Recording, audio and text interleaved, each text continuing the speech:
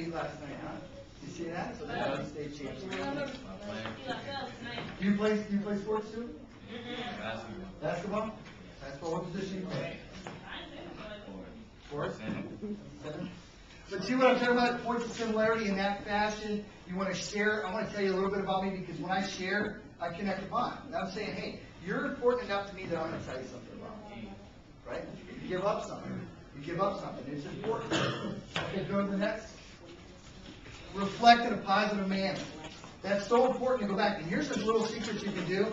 When you're talking to someone, they like to hear their words back. So you play soccer. So you tell me, oh, I play soccer. Oh, you play soccer. That reinforces the bond. Oh, you play soccer. You say their words back to them. Not complete sentences, but just say a word back to them. What you're saying is, I just heard you. I just connected. You play soccer. You play basketball. That's what you want to do. We're talking about connecting. I don't care if it's 1 or 1,000. If you don't connect, you will not motivate and influence that person. It comes down to that simple. It's about connecting. And that's what I want to get into these motivators in a minute. I want to go through some stories on these motivators, and I want to help you guys understand this. Because you want to walk out of here today with an advantage. And I promise you, if you will listen to me and pick up just some of this, not even all this, you will have an advantage over other people. And it's a competitive world out there. I'm going to tell you right now, if you send in a resume for a job, you're 1 out of 2,000. I got a friend of mine that just got laid off and he had a big insurance job. He's sending out resume after resume, and this guy is highly qualified. He's not even getting a call back. When you go on an interview, it's going to be 200 people that are going on that interview. And I'm teaching you some stuff that are going to connect. When you're going to that interview, I'm teaching you, when you walk in that door and you're going to get interviewed, you want to look that person in the eye. You want to smile. You want to look at them and say, okay, what did they say? How can I connect here? What can I do? Can I make that eye contact? Find a point of similarity. Get that person that's interviewing you, get them talking about themselves. When they start talking about themselves, that means they like you. When they start sharing, you got the bond going on. If they're talking more than you are, you got them. Look what's in their shelves. If they got pictures of boats or something, bring up a boat and see what happens. Start talking about, you like boats? Yeah, I like boats. Find that point of similarity. Share with them. I mean, little things are going to make a big difference. And I will say this, when you get done with high school, you need to get some kind of post-high school education or training. Here's the statistic. Listen to me when I say this.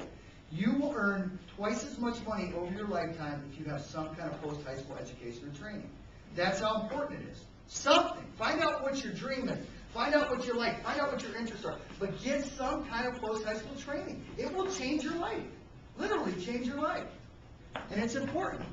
You're doing that. I'm so proud of you for doing that. That's great. It will change your life. I promise you that. Now I want to talk about these 7 fundamental motivators. The first one is scarcity. I want to get into this. Anybody know what scarcity would be as a motivator? These are things that motivate other people. These are things that motivate you. And then we'll get a little bit into politics a little bit because they were using some of this on us.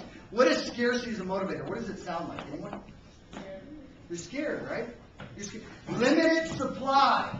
You watch that on the news at night?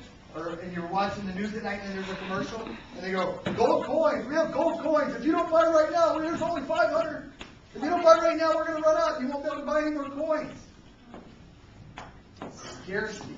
How about this as a motivator if you're a politician? How would Barack Obama use scarcity as a motivator? Barack Obama. If I'm Barack Obama, you know how I'm using scarcity as a motivator? Are you better off today than you were 8 years ago? Are you? There's a war going on. Gas prices are through the roof. And the economy is on the verge of a depression. Do you want 4 more years of the same? Can you afford 4 more years of the same? Vote for me or you're going to get 4 more years. Do you want to go into depression? Right? That's what Obama would do. Now what would McCain do? How would he use scarcity? The war in Iraq? Yeah. And what would he say to you? What would McCain say? What would he hype in on? What was he hyping in on? What was his big thing? How was he trying to scare us? Because Barack Obama doesn't have a lot of experience, right? We agree with that? I mean, he's relatively new. He's been in government a lot of that. And what did they say? How did he try to use this to scare us? Barack Obama will be tested. They will test him. The terrorists will test him. His vice presidential candidate, Joe Biden, even said that. Can you take a chance on having terrorists test this country, test Barack Obama? What if he fails the test? Oh, no. They won't test me, because they know what will happen if they test me. I'm a crazy old man. No.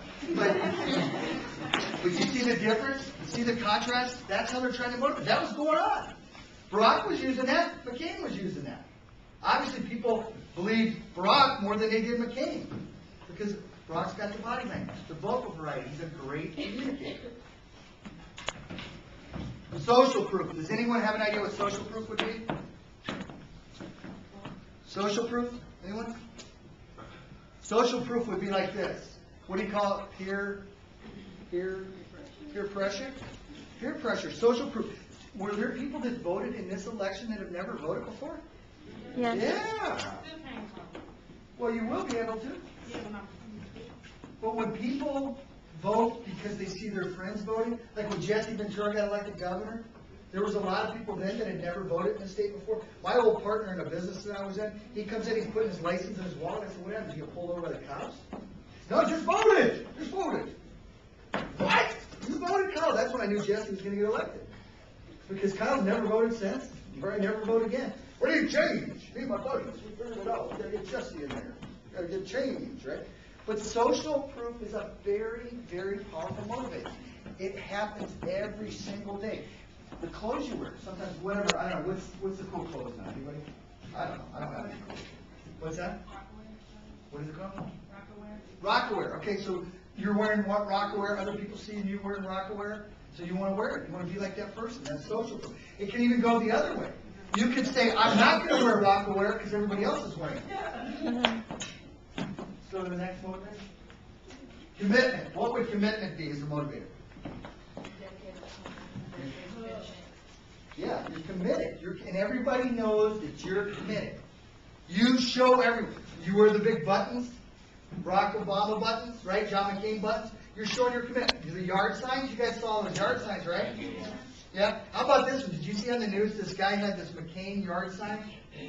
And one of his neighbors kept switching it every night and putting an Obama sign in his yard. So you know what this guy did? He puts a camera up so he could see who was doing it. And here's what else he did. You know those electrical dog fences? He took one of those electrical dog fences and electrified the sign. And here's the deal. He found out who was doing it. It wasn't his neighbor. His neighbor was sending his 8-year-old son over there.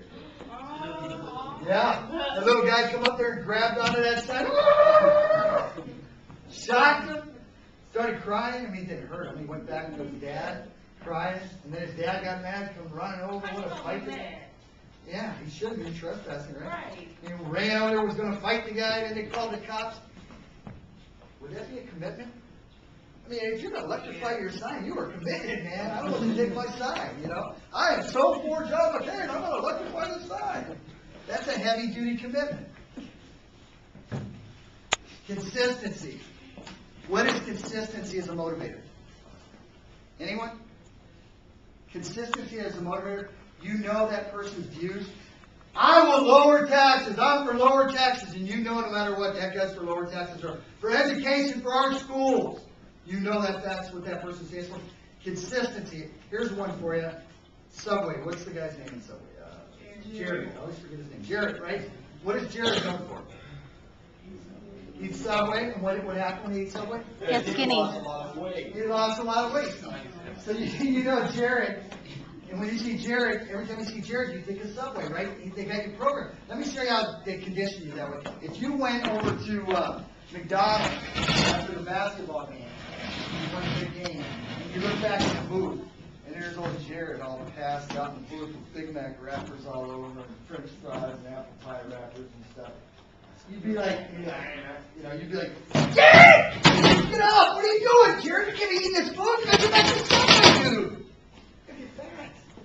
You lose millions of dollars! Jared!